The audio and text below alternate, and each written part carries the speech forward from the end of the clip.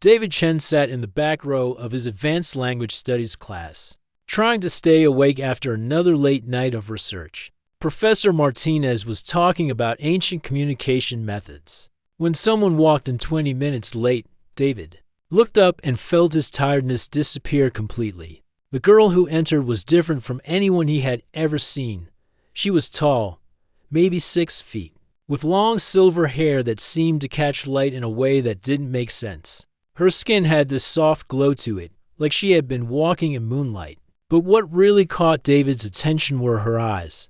They were brown, but sometimes they looked silver, especially when the classroom lights hit them just right. She walked with grace, like she was floating instead of walking.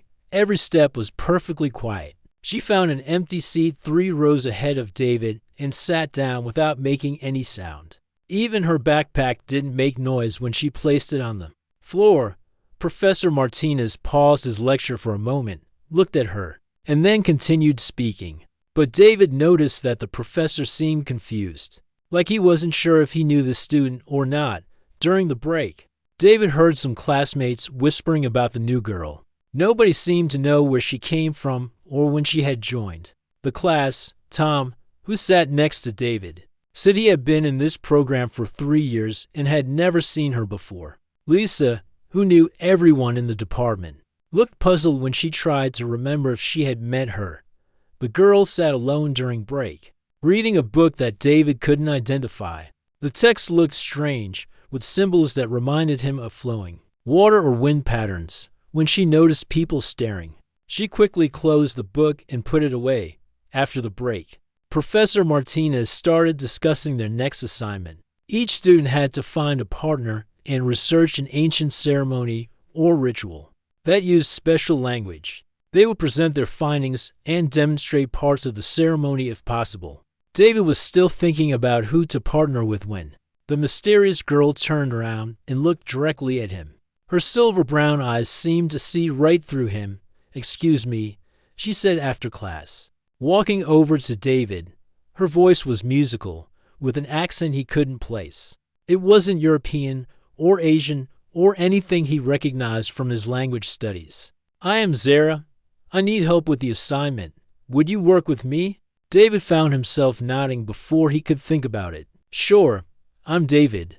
What kind of ceremony were you thinking about researching?" Zara smiled, and David felt his heart skip a beat.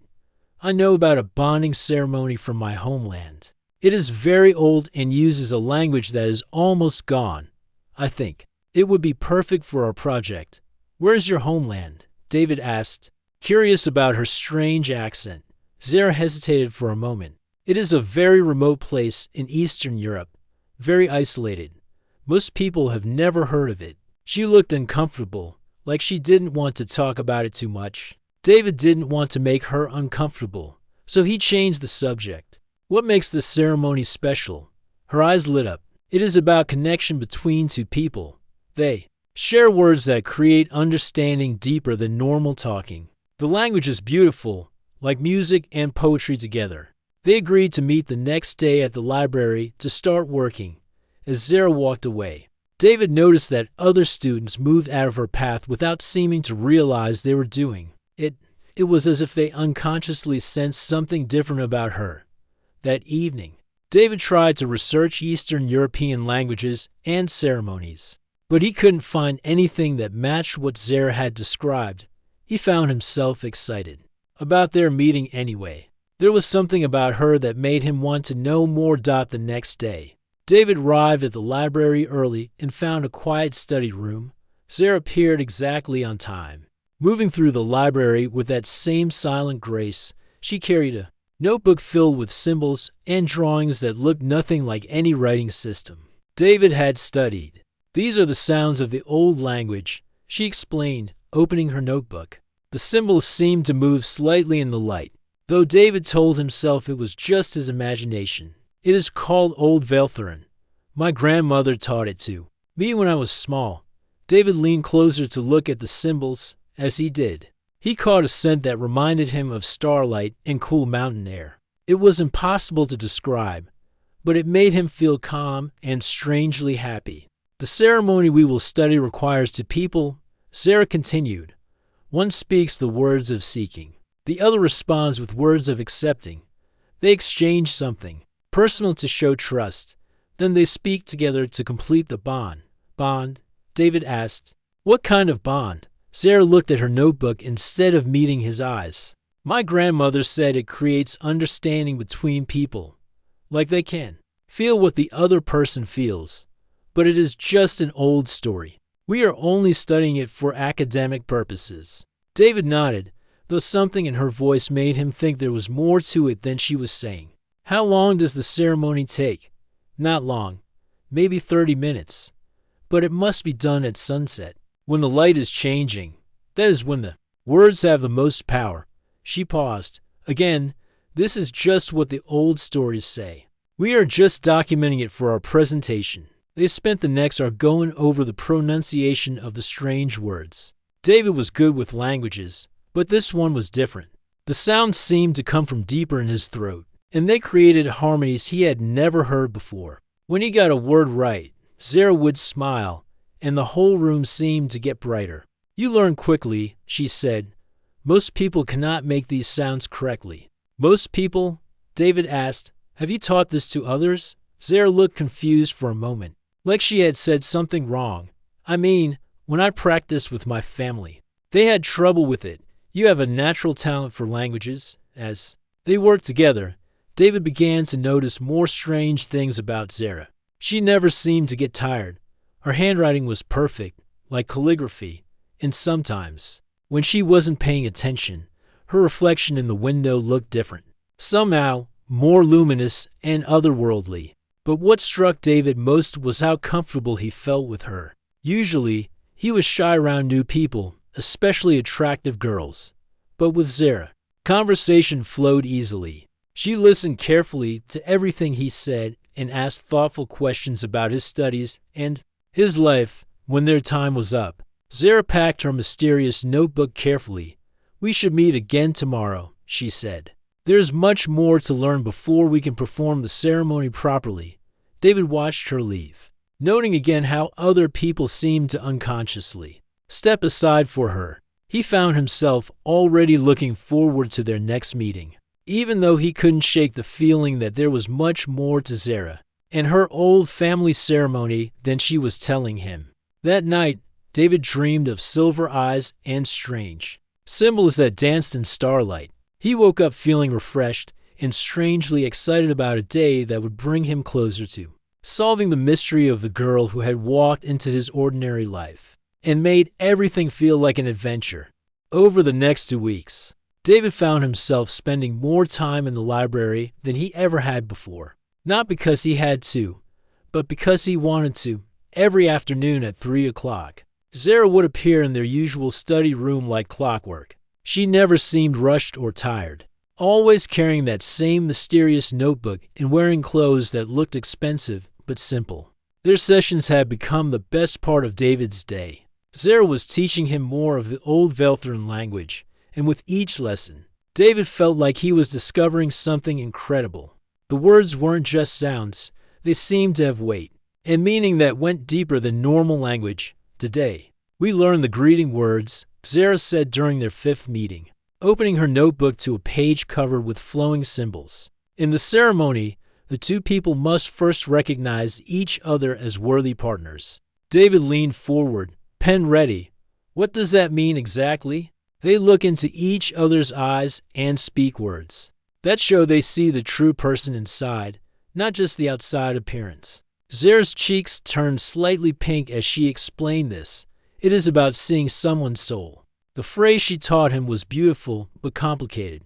Vilternai Theron Soldine. When David tried to pronounce it, Zara shook her head gently. No, the sound comes from here, she said, placing her hand on her chest. Feel the words in your heart first, then let them out.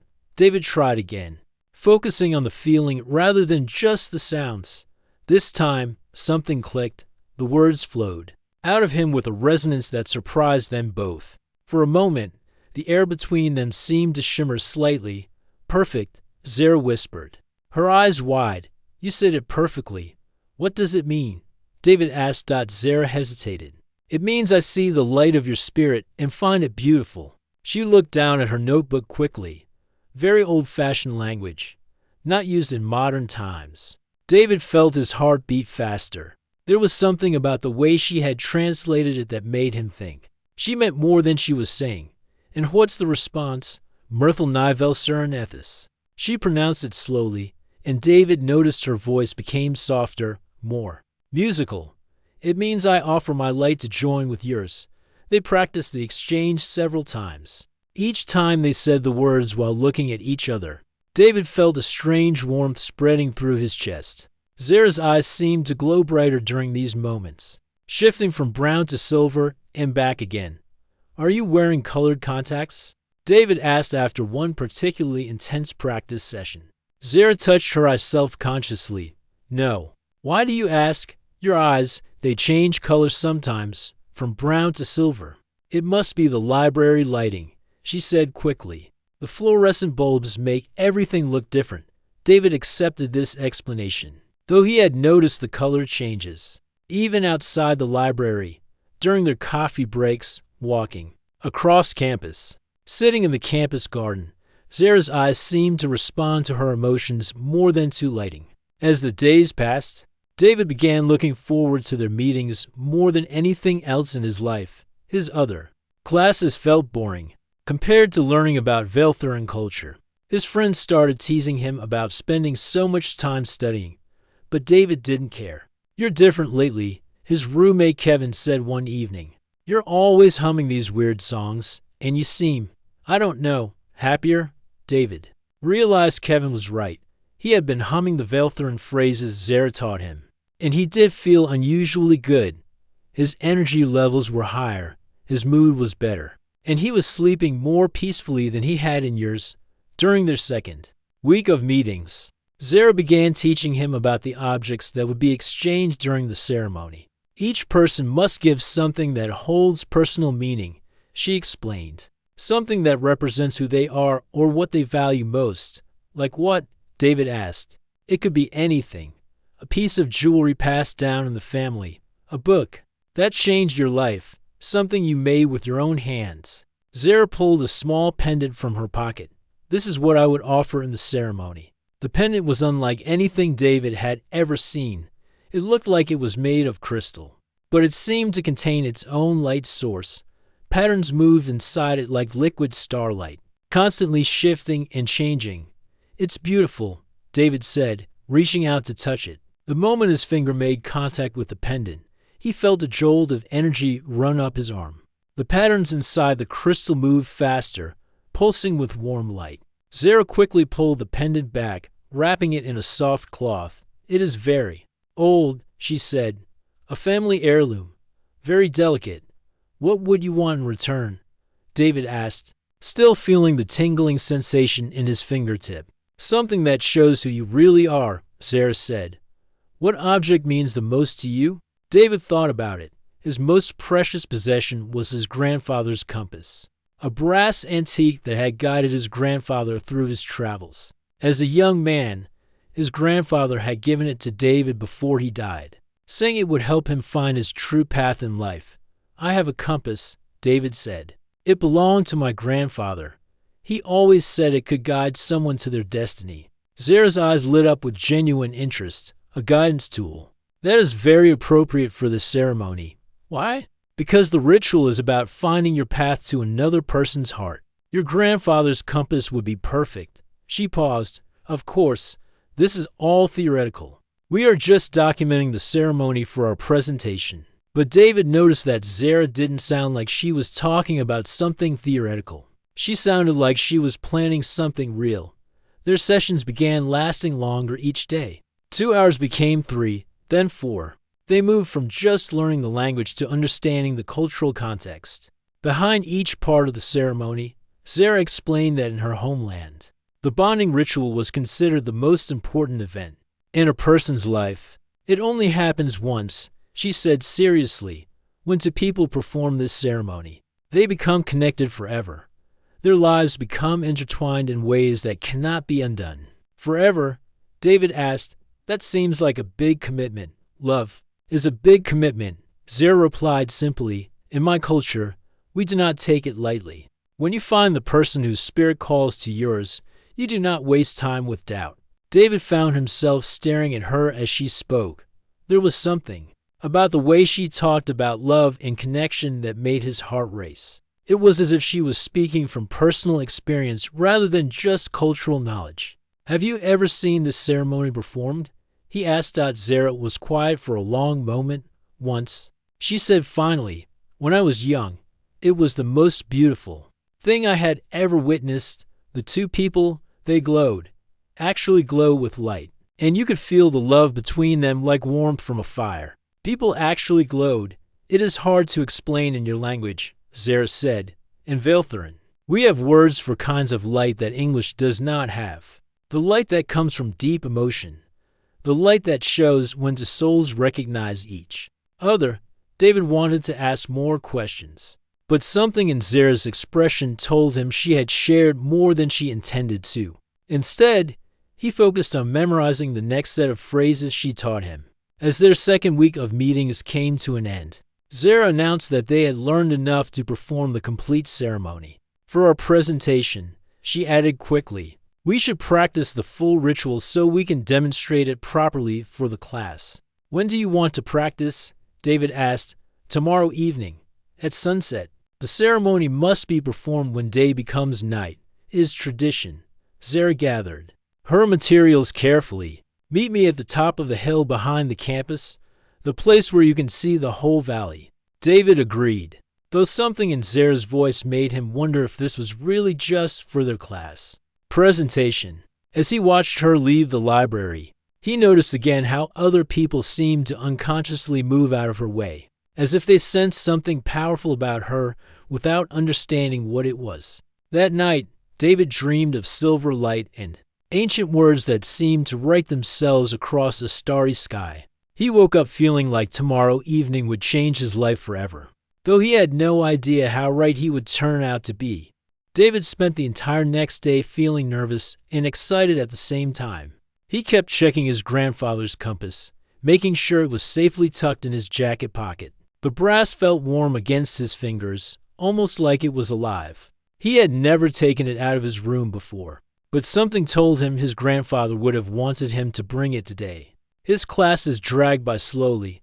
During lunch, his friend Kevin noticed David wasn't eating much. "You okay, man? You seem distracted," Kevin said, biting into his sandwich. "Just thinking about this presentation I have to do," David replied, which was technically true. He just didn't mention that the presentation felt like the most important thing he had ever done in his life.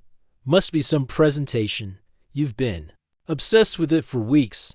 David nodded, not trusting himself to say more. How could he explain that he felt like tonight would change everything, even though he didn't understand why? As the afternoon wore on, David found himself watching the sky. The weather was perfect, clear blue with just a few soft clouds. That would make the sunset beautiful. At 4:30, he gave up trying to focus on anything else and headed to the hill behind campus.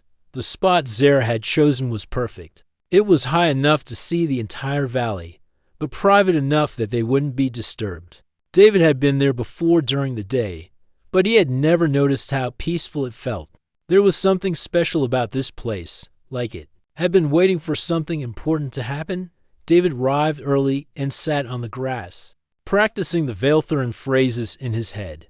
The words came easily now, like they had always been part of his vocabulary. Sometimes he caught himself thinking in the ancient language, which should have been impossible after only 2 weeks of study. At exactly 5:30, Zara appeared at the bottom of the hill.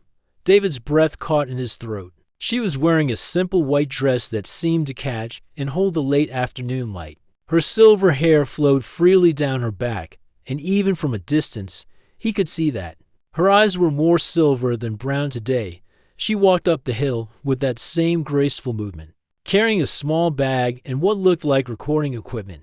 For documentation, she explained when she saw David looking at the camera. "We need to record this for our presentation. Remember, right?" David said, though something in her voice made him think the recording was more important to her than Just academic purposes.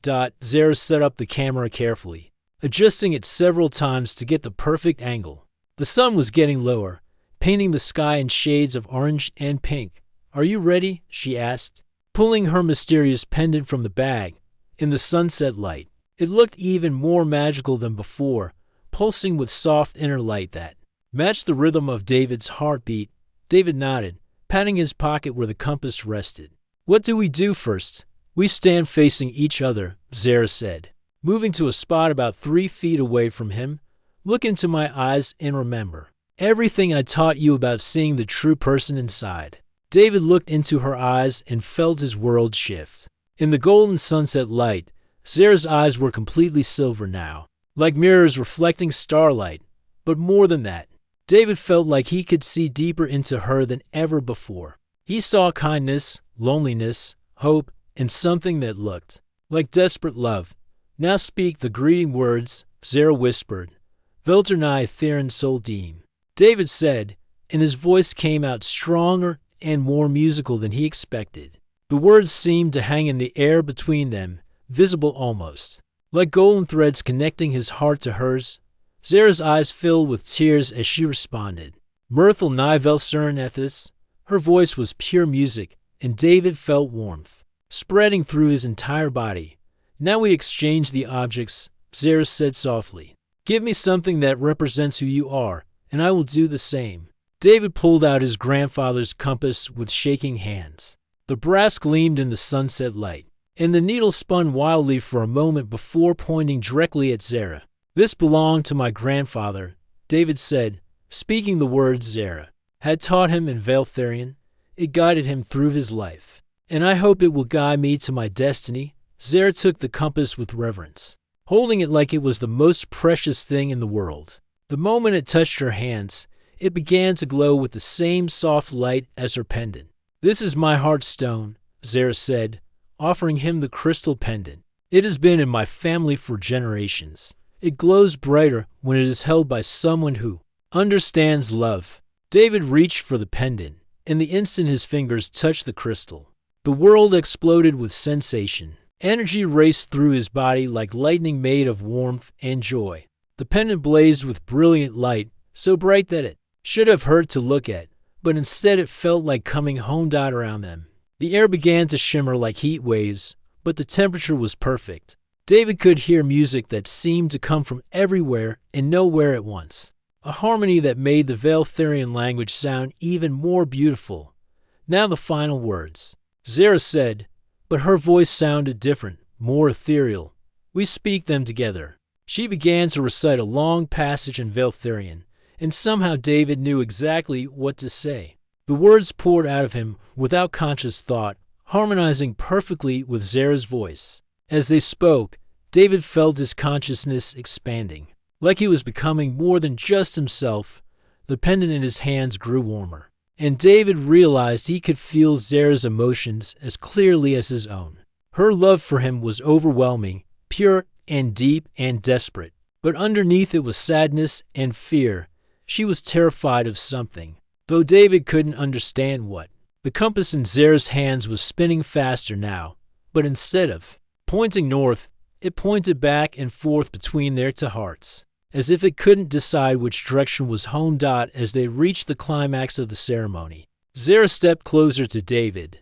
"Place your hand over mine," she whispered, and David could hear her voice both out loud and somehow inside his own mind. Their hands met over the pendant and compass, and the world transformed. The sunset light around them intensified until everything was bathed in golden radiance. David felt like he was floating, connected to Zara by threads of light that he could actually see. "Velver Nosen Ethis Veltoron." They spoke the final words together, and David understood them perfectly even though Zara had never taught him this phrase. Two hearts become one under the eternal sky. The moment they finished speaking, David felt something fundamental change inside him. It was like a door had opened in his soul, and through it flowed a connection to Zara that was deeper than anything he had ever experienced. He could feel her heartbeat matching his own. He could sense her thoughts hovering at the edge of his mind. Most incredibly, he could feel her love surrounding him like a warm embrace. Zara was crying now. Tears of silver that caught the last rays of sunlight. Her appearance flickered for a moment, and David saw her as she truly was, tall and luminous, with skin that glowed like moonlight and eyes like captured starlight. She was the most beautiful thing he had ever seen. "It is done," she whispered. And David heard the words both in English and in Veltharian simultaneously. "We are bonded now, connected forever, Zara," David said, reaching up to touch her face. His hand came away with silver tears that sparkled like tiny diamonds. "What just happened to us?" But even as he asked the question, David realized he already knew the answer. This hadn't been practiced for a presentation. This had been real, a genuine ceremony that had bound them together in ways he was only beginning to understand. As the sun disappeared behind the mountains and the first stars appeared in the darkening sky, David felt his ordinary life ending and a new adventure beginning. Whatever Zara really was, wherever she really came from, he knew with absolute certainty that his destiny was now intertwined with hers forever. David woke up the next morning feeling like he had been reborn. The world looked completely different through his eyes. Colors were more vivid. The blue sky outside his window seemed to pulse with life, and the green leaves on the trees sparkled like emeralds. Even the ordinary sounds of campus life sounded like music to his ears. He sat up in bed and immediately felt Zara's presence, even though she wasn't in the room. It was like having a warm light glowing somewhere in his chest, pointing him toward her location. He could sense that she was awake too, and that she was thinking about him. "This is impossible," David whispered to himself, but he couldn't deny what he was experiencing. The connection he felt to Zara was real and strong, like an invisible thread linking their hearts across the distance. His roommate Kevin was already gone for his morning classes, which was lucky because David wasn't. Sure, he could explain why he was sitting in bed grinning like he had just won the lottery. Everything felt amazing.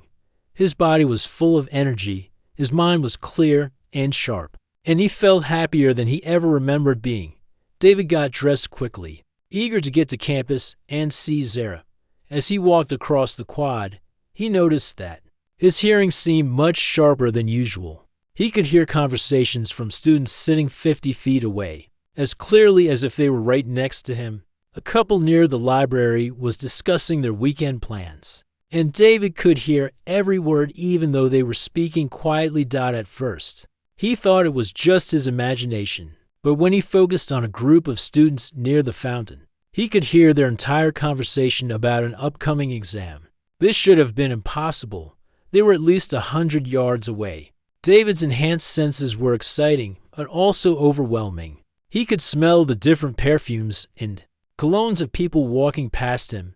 He could feel the vibrations of footsteps through the ground. It was like his body had been upgraded overnight. The strangest part was the constant awareness of Zara's location and emotions. Even without seeing her, David knew she was in the science building, probably on the 3rd floor.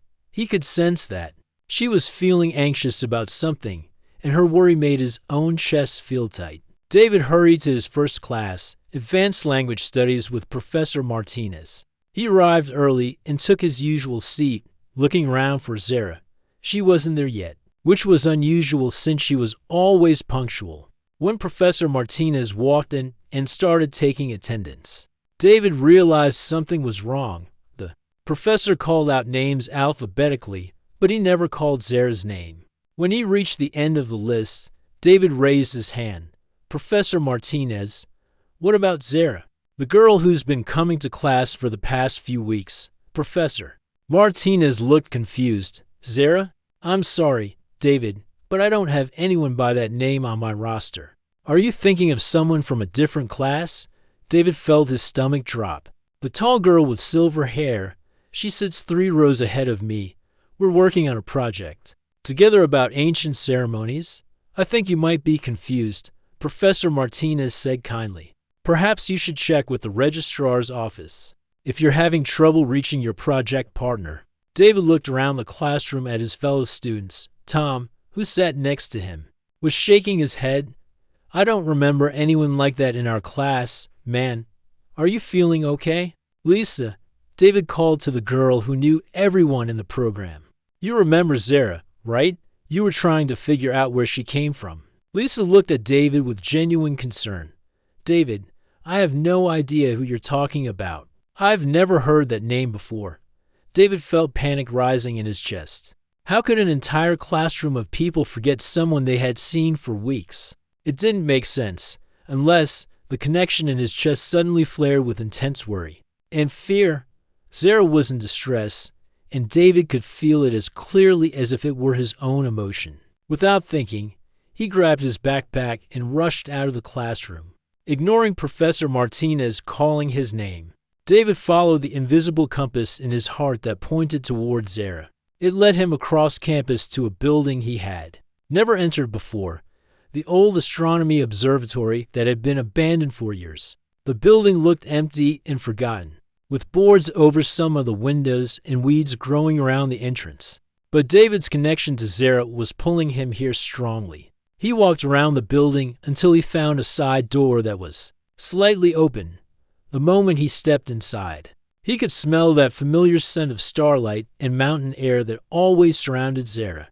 The inside of the building was dark and dusty, filled with old telescopes and scientific equipment. David called out Zara's name, and his voice echoed in the empty space. "David?" Her voice came from somewhere above him, on the second floor.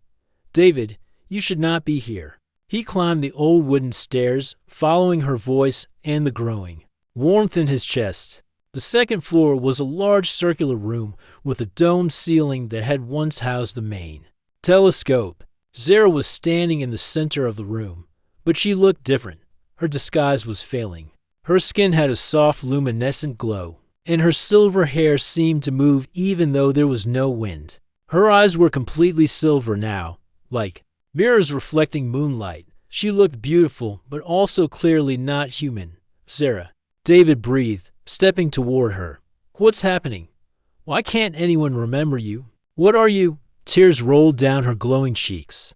"I never meant for this to happen," she whispered. "I thought I could control it. I thought I could just study your people and return home without anyone getting hurt." "Your people?" David asked, though part of him already understood. Zara nodded. Miserably. "I'm not from Earth, David. I'm from a world very far from here. My people sent me to study human culture and language. But I was not supposed to form attachments. I was certainly not supposed to bond with anyone." David felt his legs go weak. He sat down hard on an old wooden crate. "You're an alien." "Yes," Zara said simply. "And yesterday, when we performed the ceremony, it was not practice, David. It was real, in my culture. Once the bonding ritual is completed, it cannot be undone.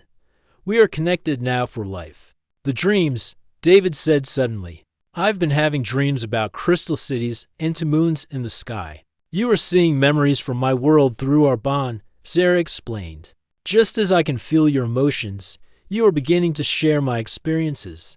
David stood up and walked toward her. "Is that why no one can remember you? Some kind of alien technology?" "A perception filter," Zara nodded. "It makes humans forget I exist unless they have formed a strong connection to me. It was supposed to protect my mission, but now," she gestured helplessly, "now it is protecting something I never intended to happen." Despite everything, the revelation that she wasn't human, the impossible situation they were in, David found that his feelings for Zara hadn't changed. If anything, the connection between them made his love for her feel even stronger and more real. "So what happens now?" David asked, reaching out to take her glowing hand in his. The moment their skin touched, he felt that surge of warmth and energy that told him their bond was real and permanent. "My people's ship is hidden nearby," Zara said, her voice breaking. "They will leave Earth soon, and I am supposed to go with them. But the bonding ceremony, David, I have tied your life to mine in ways you do not understand. If I leave, the separation will cause you great pain. It might even—" She couldn't finish the sentence, but David understood. Their bond was so deep that being separated could seriously hurt both of them. "Then don't leave," David said simply. Zara stared at him in shock. "David, you do not understand what you are saying. I am not human. My life, my world, everything about me is alien to you. But you're not alien to my heart, David replied, squeezing her hand. Whatever you are, wherever you come from, I know that what I feel for you is real. The ceremony didn't create false emotions. It just made our real feelings stronger. Zara was crying harder now, silver tears that sparkled in the dim light of the abandoned observatory. There's more, she whispered. My people will not simply leave me behind. In your world, David. If they discover what I am, what we have done, David felt her fear through their connection. And he understood that their situation was more complicated and dangerous than he had realized. But looking at Zara, really seeing her for the first time, glowing and beautiful and clearly not of this world, David knew that he would face any danger to be with her. We'll figure it out, he said, pulling her into his arms. Whatever comes next, we'll face it together. As he held her, David felt their bond strengthening even more, and he began to understand that his ordinary human life was over. Whatever challenges lay ahead, his future was now tied to this incredible being from another world. And somehow, that felt exactly right. David held Zara in the dusty observatory for a long time, feeling her tears against his shoulder and the steady rhythm of her breathing. Through their bond, he could sense her internal struggle, love for him battling against duty to her people, and fear of the unknown future they faced. Tell me everything, David said softly. I need to understand what we're really dealing with. Zara pulled back from his embrace, wiping the silver tears from her cheeks. In the dim light filtering through the boarded windows, her true form was clearly visible. She looked like Zara, but enhanced somehow, more graceful, more luminous. Like a work of art come to life. My real name is Zarathel, she began, her voice carrying musical tones that hadn't been there when she was disguised as human. I come from Vaelther, a world in what you would call the Andromeda Galaxy. My people are explorers and scholars. We travel between worlds to learn about different cultures. David sat on an old telescope mount, trying to process this information. How many of you are here on Earth? 12, Zarathel replied. We have been studying your planet for 2 years, preparing a report for our council about whether humans are ready for contact with other worlds. And what have you decided? Zarathel looked away. Most of my team believes humans are too aggressive and unpredictable. They think contact would be dangerous for both our peoples. David felt a chill. But you disagree? I did, until I met you. She turned back to him, her silver eyes reflecting his image like mirrors. Spending time with humans, learning your languages, seeing your capacity for love and creativity. I began to believe my people were wrong. But now what? Now I have broken the most important law of my people, Zarathel said, her voice filled with anguish.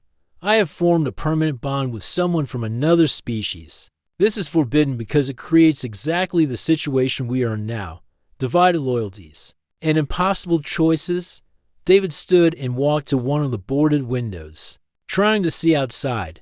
Where's your ship? Hidden in the forest about 10 miles north of here.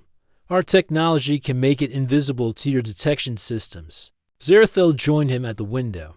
But they will not wait much longer. If I do not return soon, they will assume I have been captured or killed. What happens if you don't go back with them? I will be considered a deserter. My people will leave without me, and I will be trapped on Earth forever, cut off from my family and my world.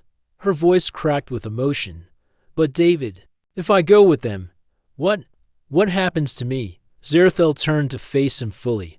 The bonding ceremony we performed is more than just a marriage ritual. It creates a psychic and emotional connection that is meant to last for our entire lives. My people live much longer than humans. What you experienced yesterday was just the beginning. David felt his heart racing. Beginning of what? The bond will continue to grow stronger. Over time, you will gain more of my abilities, enhanced senses, longer life, even some of our telepathic gifts. But this only works if we stay together. If we are separated by great distances, I'll die, David finished, understanding flooding through him. The bond will try to maintain the connection across any distance. It will drain your life energy trying to reach me until she couldn't finish the sentence. David sat back down, feeling overwhelmed. So either you sacrifice your entire world and family to stay with me, or I die. Those are our only options? I thought so, Zarathel said quietly. But there might be a third choice. What? Zarathel walked to the center of the room and knelt down. She pressed her hand against what looked like a solid wooden floor. But her palm began to glow. A section of the floor shimmered and became transparent, revealing sophisticated technology hidden beneath the observatory. I have been using this outpost to communicate with my ship, she explained, but I have also been sending secret reports to a different group on my world, scientists who believe in peaceful contact between species. David joined her at the hidden console. The technology was beautiful, made of the same crystal-like material as Zarathel's pendant, with patterns of light flowing through it like liquid electricity. What kind of reports? Evidence of human potential, your languages, your art, your capacity for growth and change. I have been building a case that humans deserve a chance to join the galactic community. Zarathel activated the console with touches that created musical tones. This morning, I received a response. Images appeared in the air above the console, holographic displays showing star maps, and what looked like official documents covered in flowing alien script. My supporters on Velthor have convinced the Council to send a diplomatic mission to Earth. They want to meet with human leaders and begin the process of official contact. Zarathel looked at David with hope in her silver eyes. If this mission succeeds, our bond will not be seen as a violation of law, but as the first step toward alliance between our peoples. David stared at the holographic displays. You're talking about first contact, aliens revealing themselves to humanity. That's huge. It is unprecedented. Zarathel agreed. But it means we could be together without either of us having to sacrifice everything. What do we need to do? Before Zarathel could answer, the console suddenly flashed with urgent red light. An alarm sound filled the observatory, not loud, but penetrating in a way that made David's bones vibrate. They are coming, Zarathel said. Standing quickly, my ship has detected my location. They know I am here. Through their bond. David felt her fear spike. Are we in danger? Not danger. Exactly, but they will try to take me back to the ship immediately. If they succeed, there will not be time to wait for the diplomatic mission. Zarathel grabbed David's hands. David, I need you to trust me completely. What I am about to ask you to do will sound insane. After everything that's happened, I think I can handle insane. Come with me, now, to my ship. David felt his mouth go dry. You want me to go aboard an alien spacecraft. It is the only way, Zarathel said urgently. If you are there, if my people can see that our bond is real and strong, it will prove that peaceful contact is possible. You would become Earth's first ambassador to another world. The console's alarms were getting more insistent. David could hear something approaching outside, not engines, but a sound like wind chimes made of crystal singing in harmony. Zarathel, David said, using her real name for the first time. If I do this, what happens to my life here? My studies, my family, my friends? I do not know, she admitted. This has never happened before. But David, if we do nothing, you will die when I leave. And the chance for our peoples to know each other will be lost forever. David closed his eyes and felt the bond between them, humming with energy and love. Through it, he could sense Zarathel's desperate hope and her absolute certainty that this was their only chance. The sound outside was getting closer, and David could see lights beginning to shine through the cracks in the boarded windows. Not electric lights, but the same soft glow that emanated from Zarathel's skin. If I do this, David said, opening his eyes and looking into her silver gaze, I want you to know that I'm not just doing it to save my own life. I'm doing it because I love you, and because I believe what you've told me about your people and mine. Zarathel's face blazed with joy. Does that mean? It means yes, David said, squeezing her hands. Let's go meet your family. Zarathel threw her arms around him, and David felt their bond surge with shared emotion, love, hope, fear, and excitement all mixed together. She pressed something into his hand, his grandfather's compass. which now glow with soft inner light. It will help you navigate between worlds, she said. Just like your grandfather promised, the crystal sounds outside reached a crescendo, and the entire observatory filled with gentle, musical light. David felt himself becoming lighter, as if gravity was losing its hold on him. Are you ready? Zerathel asked. David looked at the compass in his hand, its needle spinning wildly before pointing steadily upward toward the stars. He thought about his grandfather, who had always told him that the compass would guide him to his destiny. I'm ready, David said.